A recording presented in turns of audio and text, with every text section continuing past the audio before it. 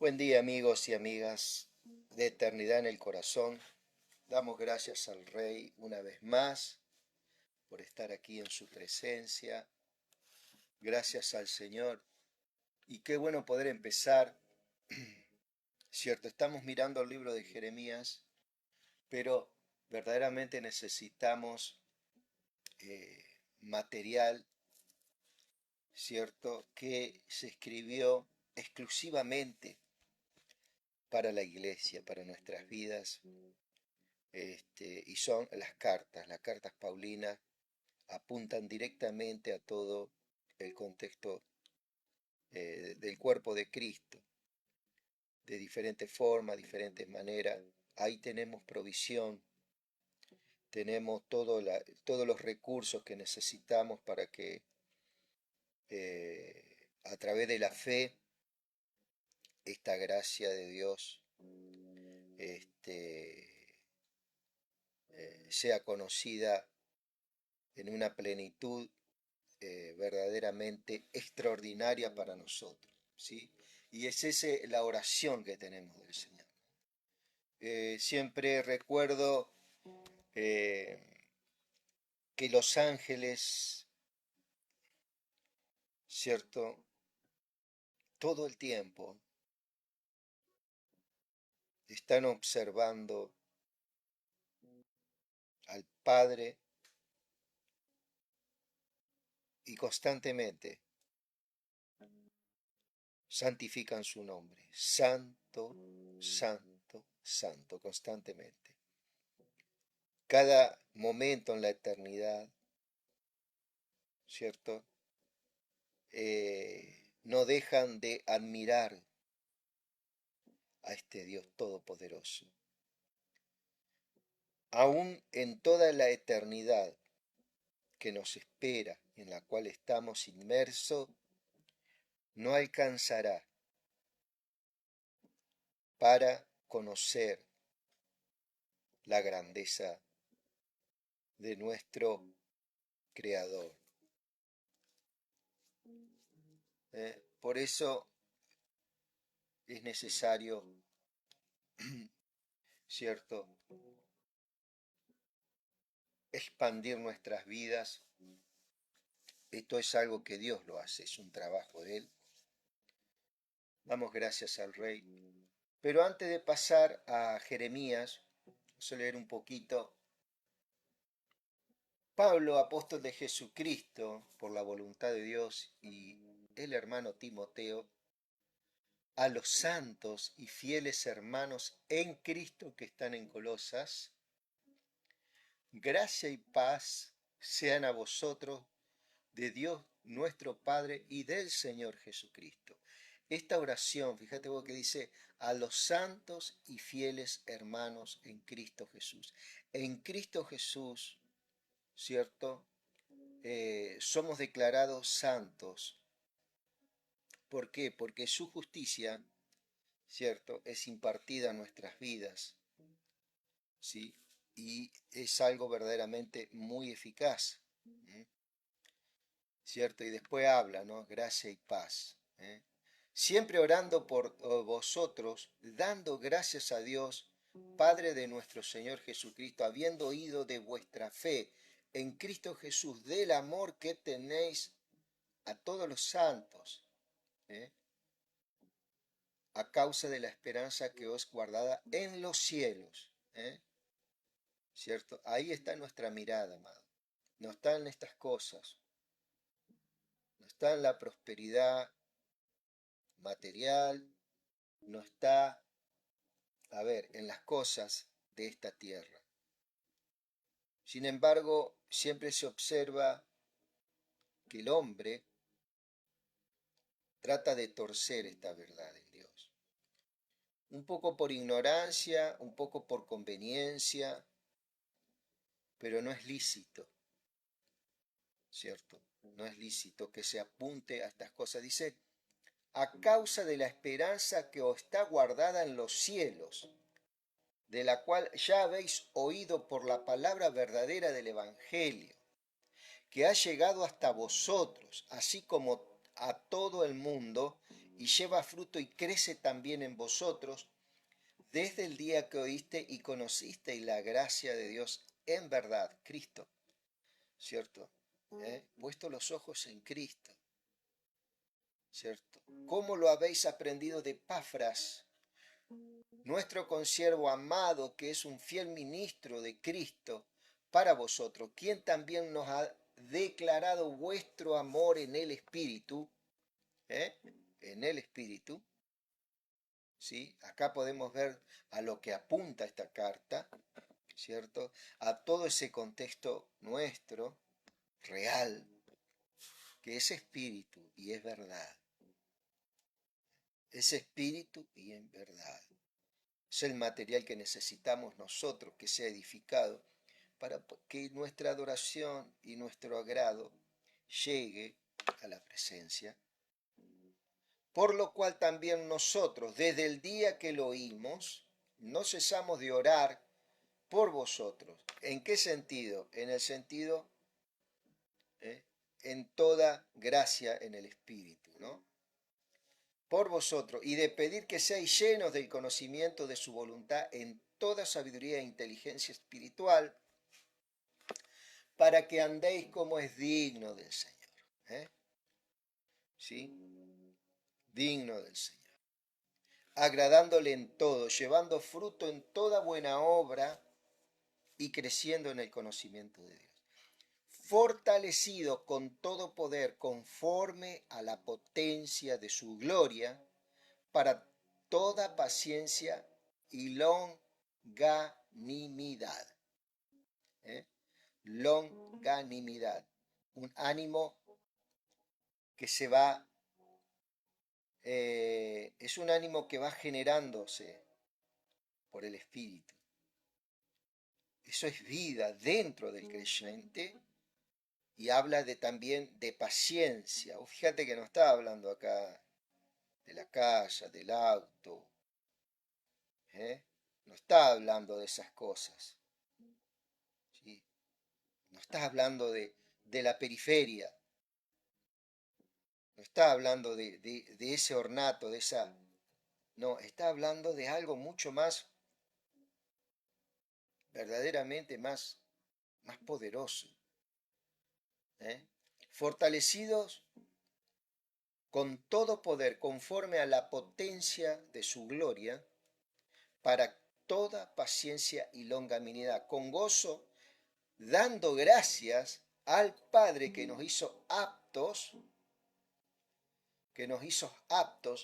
para participar de la herencia de los santos en luz. Fuimos aptos, nos hizo aptos en quien, en Cristo Jesús. No por obedecer mandamientos, ¿sí? El cual nos ha librado de la potestad de las tinieblas y trasladado al reino de su Hijo amado. Gloria a Dios. Esto es una oración, amado. Si vos lo ves, es una oración, ¿viste? Que te declaro la casa y te declaro el auto. Esas oraciones baratas por ahí que se escuchan. Esto es una oración. El cual nos ha librado de la potestad de las tinieblas y trasladado al reino de su Hijo amado, en quien tendemos redención. Está hablando de redención, de longanimidad, de paciencia, de conocimiento espiritual, de sabiduría, ¿cierto? Inteligencia espiritual, todas esas cosas, amado. Todas esas herramientas, esos nutrientes, Señor, el cual nos ha librado de la potestad de las tinieblas y trasladado al reino de su Hijo amado, en quien tenemos redención por su sangre, el perdón de los pecados. En el tiempo del antiguo pacto, constantemente había derramamiento de sangre dentro del templo. ¿Por qué? Porque esa sangre expiaba el pecado, ¿cierto? Constantemente derramando sangre, el sacerdote estaba trabajando en ese templo. Continuamente se daban estos sacrificios, dice, ¿no? Hebreos. ¿Por qué? Porque el pecado del pueblo era muy grande, ¿cierto? Y constantemente tenía que haber derramamiento de sangre. ¿Por qué? Porque ese derramamiento de sangre, ¿cierto?, aplacaba temporalmente la ira de Dios sobre Israel en ese tiempo, ¿no? Eso para que vos tengas una idea de lo que es el derramamiento de sangre del Señor. El derramamiento de sangre del Señor, ¿eh?, es un efecto continuo. Si bien la sangre de los machos cabríos, de los toros, de los becerros que se sacrificaban, de los corderos que se sacrificaban, ¿cierto?, era algo temporal, no perfeccionaba eso a los que se acercaban por él, ¿cierto?, a adorar a Dios. Pero el sacrificio de Cristo tiene un efecto continuo y los sacrificios de los animales, la sangre de los animales, no cumplía, digamos, con esa demanda de Dios, ¿cierto? Pero sí el sacrificio de Cristo, ¿cierto? Continuamente, el sacrificio tiene una eficacia continua en nuestras vidas y el sacrificio anterior expiaba los pecados. ¿Qué quiere decir? Que se pasaba por alto el pecado. Se tapaba los pecados con esa sangre de esos animales. En Cristo, el pecado es destruido. La sangre de Cristo, aunque nosotros pequemos de obra, y esto no estoy hablando para que tenemos libertad para pecar, sino que como Dios entiende nuestras debilidades, ¿cierto?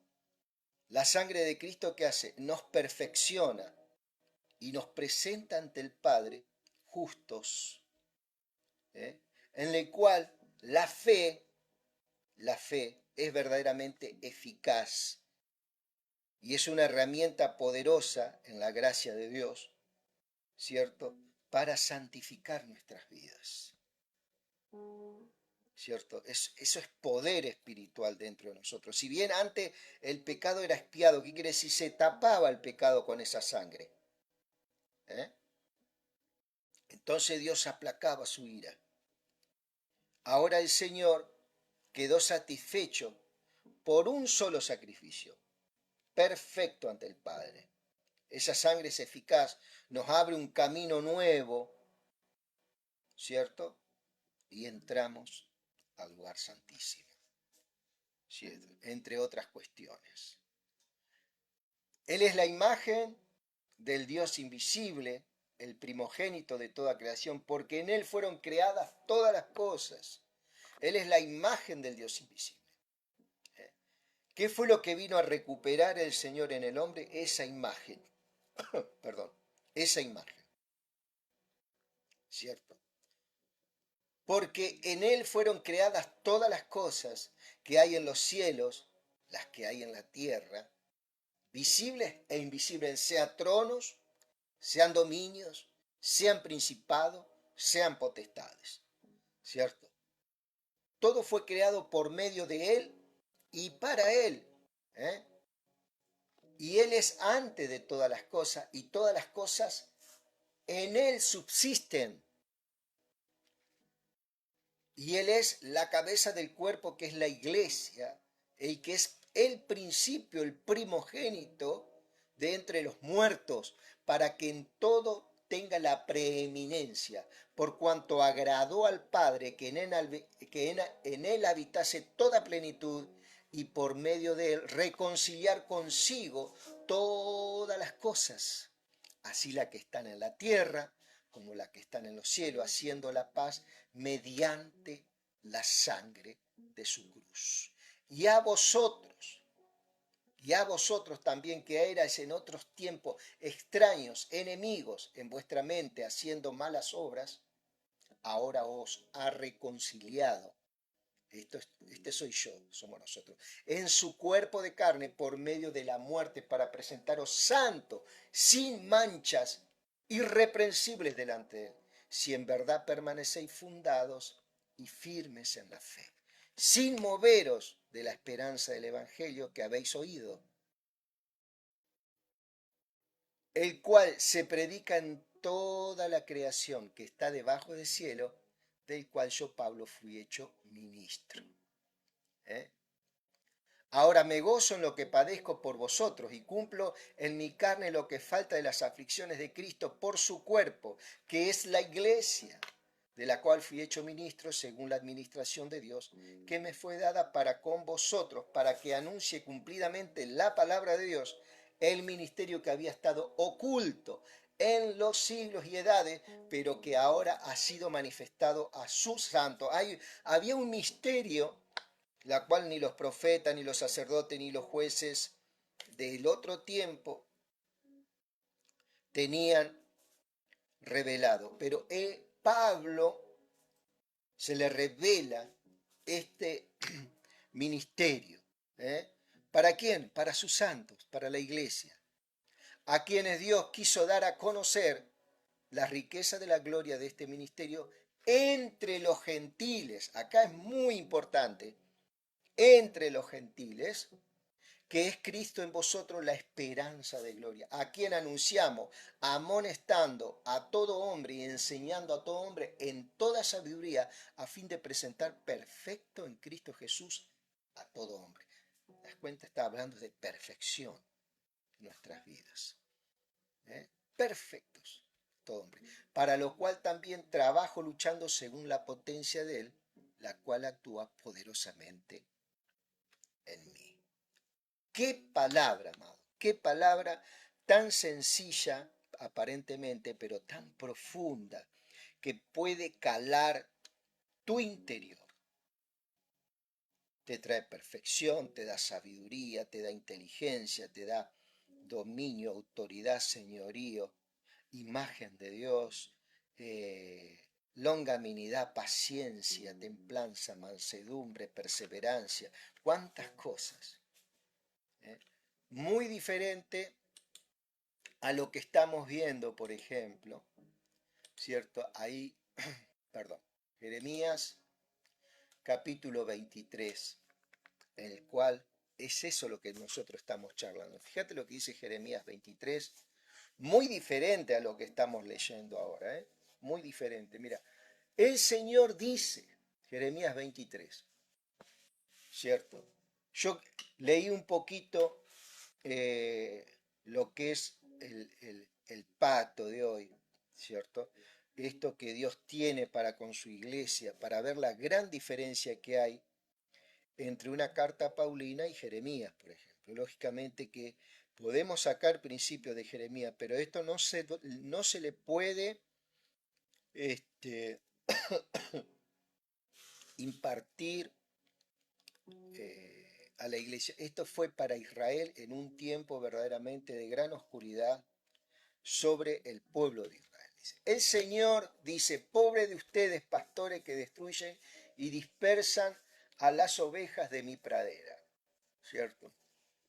Ojo acá con esta palabra, porque muchas veces se ha golpeado y muchas veces yo también, erróneamente, y le pido perdón al Señor, porque el Espíritu Santo es verdadero, ¿cierto? Se ha golpeado a pastores, ¿cierto? Y acá la palabra pastor no tiene nada que ver con el ministerio pastoral de este tiempo en la iglesia, ¿cierto? El Señor dice, pobre de ustedes pastores que destruyen y dispersan a las ovejas de mi pradera. Esta palabra pastor, esta expresión no tiene nada que ver al ministerio de pastores de la iglesia. Acá estaba hablando, por eso es necesario que nosotros tengamos que saber el contexto bíblico. ¿Por qué habló el Señor lo que habló? ¿En qué tiempo fue? ¿Cierto? Acá está hablando, ¿cierto?, de los líderes de Israel en ese tiempo. ¿Ok? Pobre de ustedes pastores que destruyen y dispersan a las ovejas de mi pradera. ¿Cierto? Las ovejas, ¿quiénes son? Es el pueblo de Israel. ¿La pradera cuál es? Es Israel. ¿Sí? Esto dice el Señor Dios de Israel, a los pastores que guían a mi pueblo.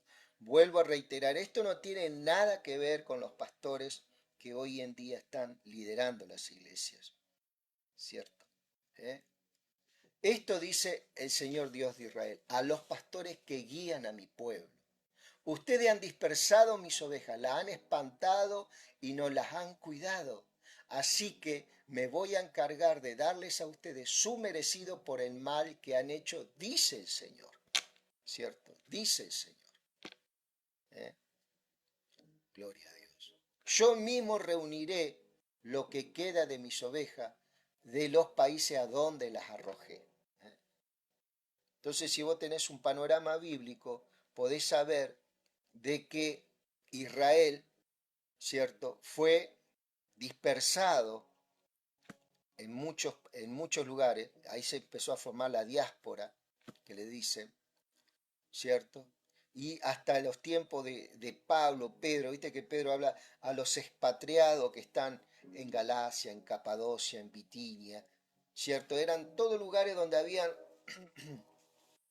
grupos israelitas, ¿sí? Y que también se habían, en el momento, estos israelitas que habían creído en Cristo en los tiempos de Pedro, muchos también extranjeros se alinearon con él, muchos prosélitos se alinearon con ellos, pero todavía no tenían las cartas paulinas, no tenían las doctrinas de la iglesia, ¿cierto? En sus vidas. Ellos tenían una mezcla de judaísmo con una filosofía griega que había verdaderamente hecho un efecto contrario a tal punto de que ellos no creían, muchos de ellos no creían que Cristo era Dios, ¿cierto? Muchos no creían que Cristo había venido en carne, ¿cierto? Lo espiritualizaban, ¿cierto? Por ejemplo. Entonces cuando viene Pablo, Pablo viene a traer la doctrina, ¿cierto? Viene a traer la imagen del Hijo, lo que estábamos leyendo hoy, ¿no? Que él vino con cuerpo, ¿cierto? Y sufrió en la cruz. Yo mismo reuniré lo que queda de mis ovejas de los países donde las arrojé, las traeré de regreso a su pradera para que se multipliquen y crezcan en número. Siempre el Señor fue un Dios que hizo que creciera todo lo que su palabra hablaba, ¿cierto? Que creciera, ¿no? Y que se multipliquen. Yo nombraré pastores para mis ovejas que las cuidarán, para que ya no tengan miedo, ni se espanten, ni pierdan ninguna de ellas. Es decisión del Señor, ¿cierto? Yo nombraré, dice, ¿no? ¿Eh? Ahí se está hablando de gente que él iba a poner. Aún puso gente extranjera, ¿cierto? Con mentalidad de reino en el caso del rey Ciro, el rey persa, ¿cierto? Ciro, Altajerjes por alguno, ¿cierto? Como otros, Darío, que Dios usó estos reyes de estos imperios, ¿cierto? Para guardar su pueblo y direccionarlo nuevamente a una vuelta a Jerusalén, hechos que ocurrieron con Nehemías, con Edra, con Zorobabel. En ese momento creo que estaba el profeta Geos, entre otros, Miqueas, tengo entendido también, ¿cierto? Estuvieron ahí en ese regreso, ¿sí? Yo nombraré pastores para mis ovejas que las cuidarán para que yo no tenga miedo ni se espante, para que no tenga miedo ni se espante, ni se pierda ninguna de ellas. Es la decisión del Señor. El Señor dice, viene el día en que le daré a David un retoño legítimo, un hijo verdadero. Ese retoño iba a cumplir, por eso dice legítimo. Será un rey que reine con éxito y mantenga la justicia y el derecho en el país. Durante su reinado, Judá, fíjate que no dice Israel, durante su reinado Judá será salva, Israel vivirá seguro. ¿Por qué Judá será salva? Porque va a ser el lugar donde este retoño, que dice el verso 5, va a nacer. El león de Judá. ¿Cierto? Acá lo está profetizando Jeremías. ¿De quién estaba hablando Jeremías? De Cristo, de Jesucristo.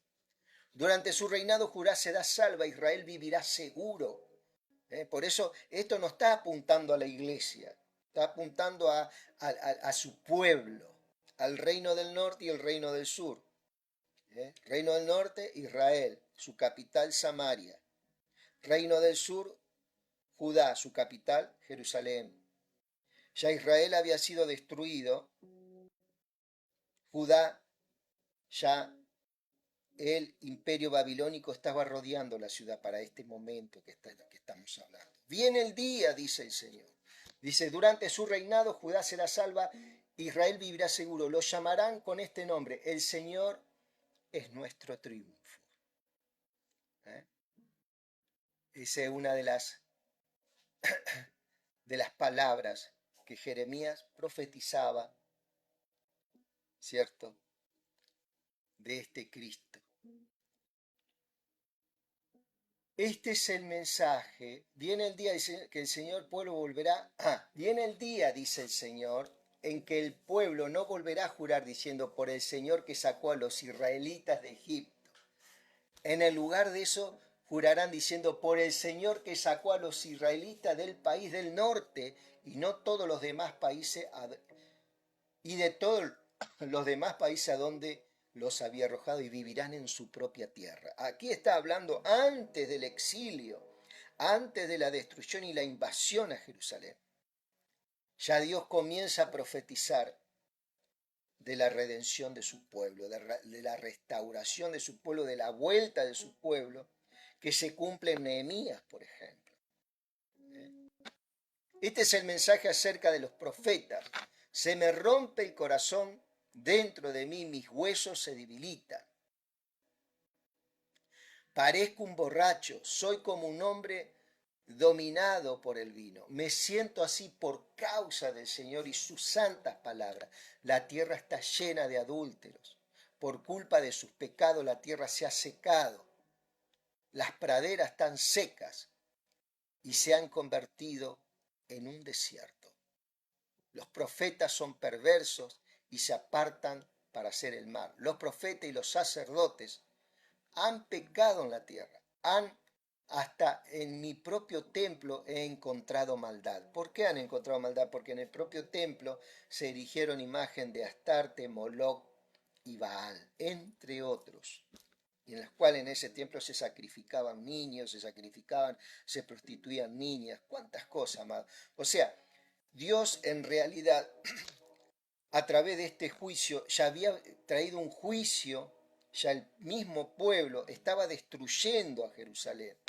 Porque fíjate vos, observa lo que dice acá, se me rompe el corazón por dentro y mis huesos se debilitan, parezco un borracho, soy como un hombre dominado por el vino, me siento así por causa del Señor y sus santas palabras.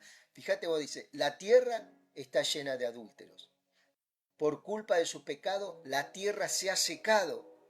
O sea que la tierra estaba destruida ya, sin el juicio de Dios.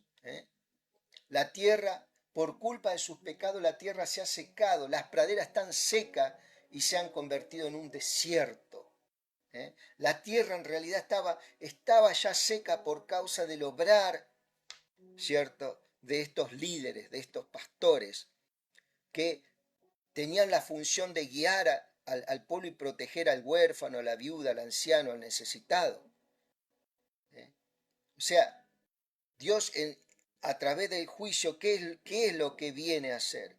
Viene a hacer una obra de saneamiento espiritualmente, pero a nivel también territorial, a nivel topográfico, ¿cierto? Su juicio viene a traer redención, ¿cierto? Entonces, ¿qué es lo que tiene que hacer? Tiene que erradicar a toda esa generación a un país como Babilonia, ¿cierto?, para que la tierra entre en un descanso, entre en un jubileo, esa tierra que estaba preñada de pecados, de maldades. Y durante 70 años el Señor saneó esa tierra y llevó cautivo a su pueblo.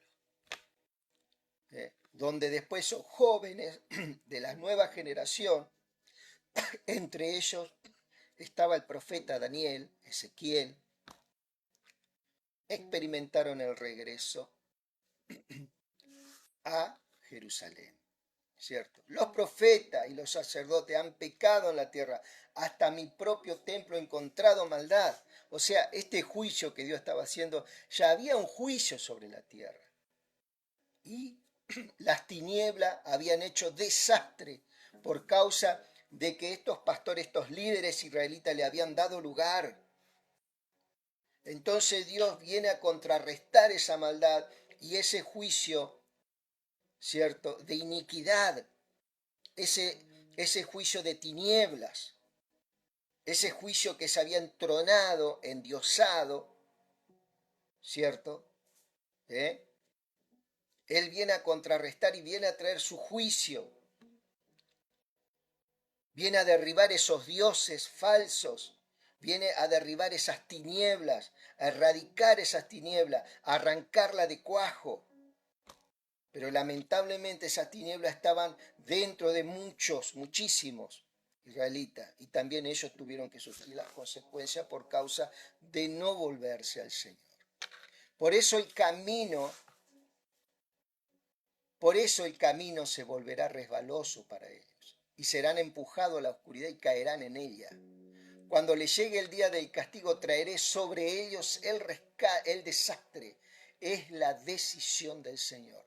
Estos profetas de Samaria, entre los profetas de Samaria he visto algo espantoso. Está hablando del reino de Israel, el reino del norte, que ya había sido destruido, amado, para este tiempo, ¿cierto? Y han hecho extraviar a mi pueblo Israel. Entre los profetas de Jerusalén, acá está hablando de otra capital que era en Judá, Jerusalén, he visto algo muy desagradable.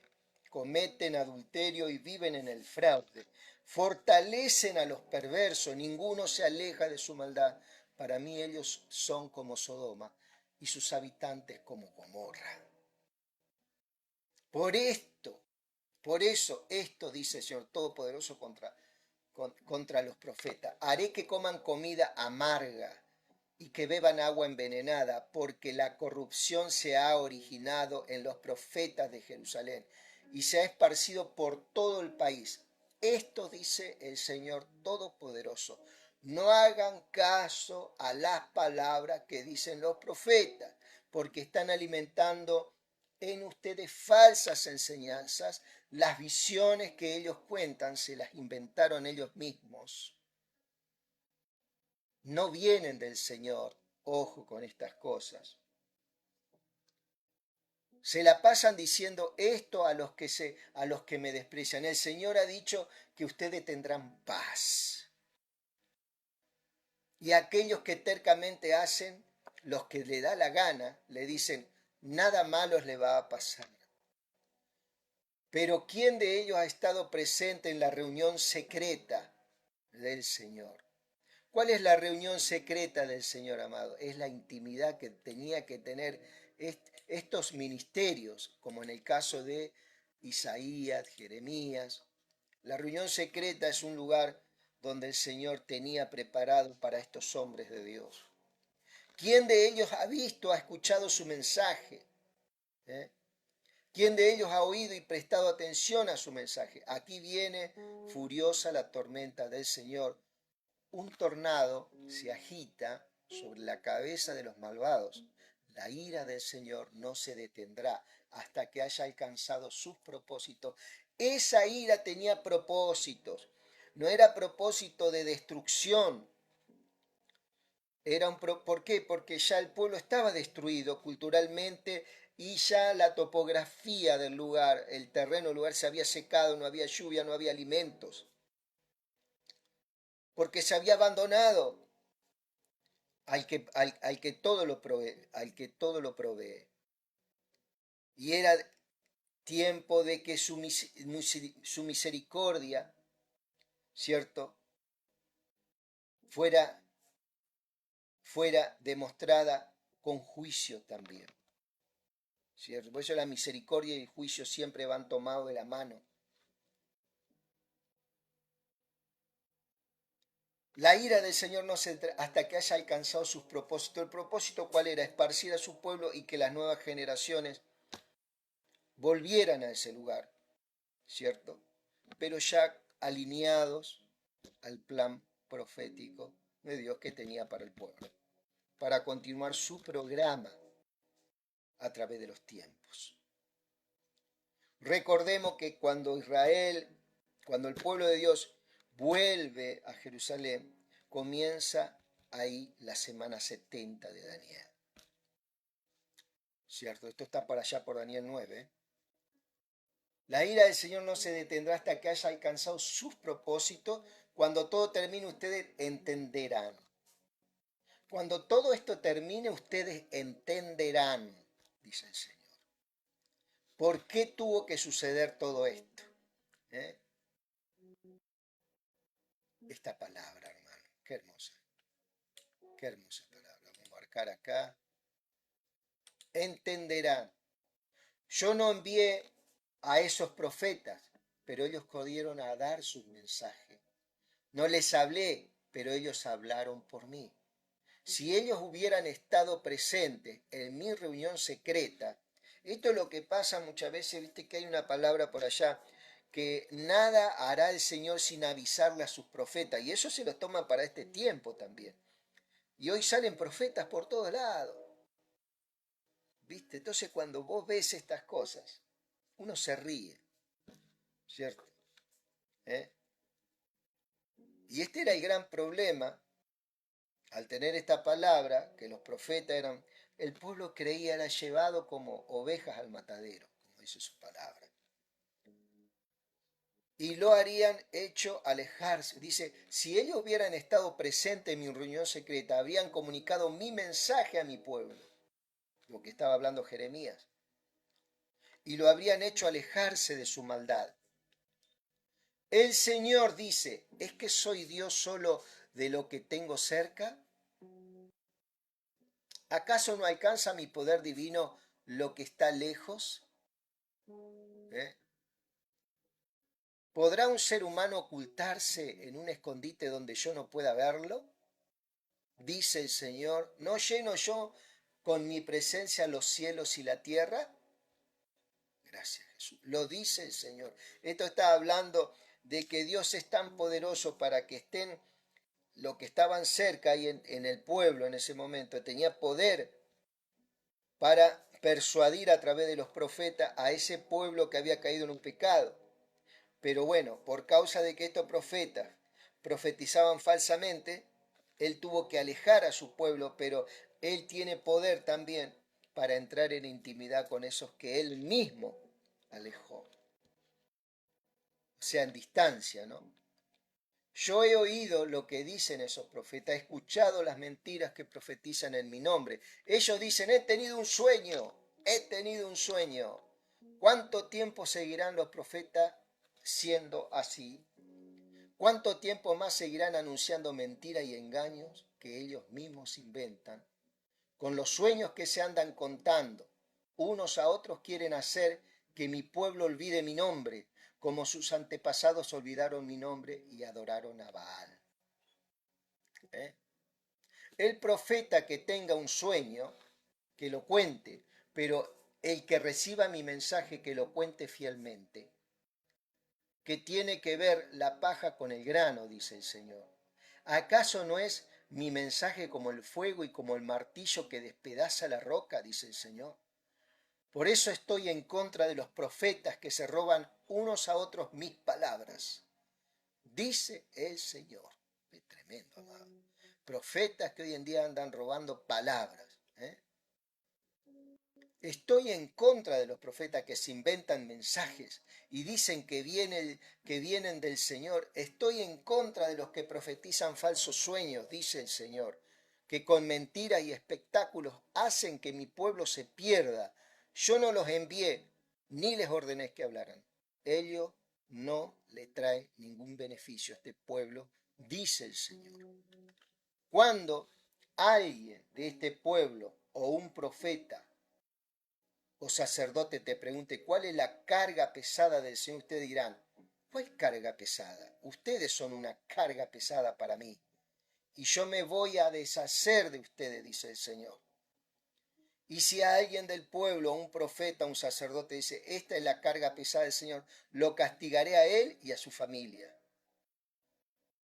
Esto es lo que debe preguntarse entre sus semejantes y hermanos. ¿Cuál es la respuesta del Señor? ¿Qué ha dicho el Señor? Pero ya no deben usar la expresión carga pesada del Señor. ¿Cierto? Porque la carga pesada convertiré las palabras de cada uno, pues ustedes han pervertido el mensaje del Dios vivo, el Señor Todopoderoso nuestro Dios.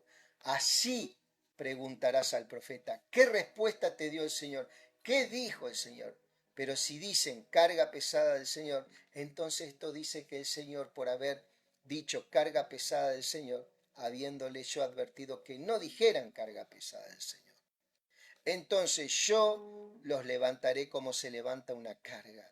A ustedes y a la ciudad que le di a ustedes y a sus antepasados los arrojaré lejos de mí. Les traeré la desgracia eterna y una humillación que nunca será olvidada. ¿Cierto? Todo esto, amado,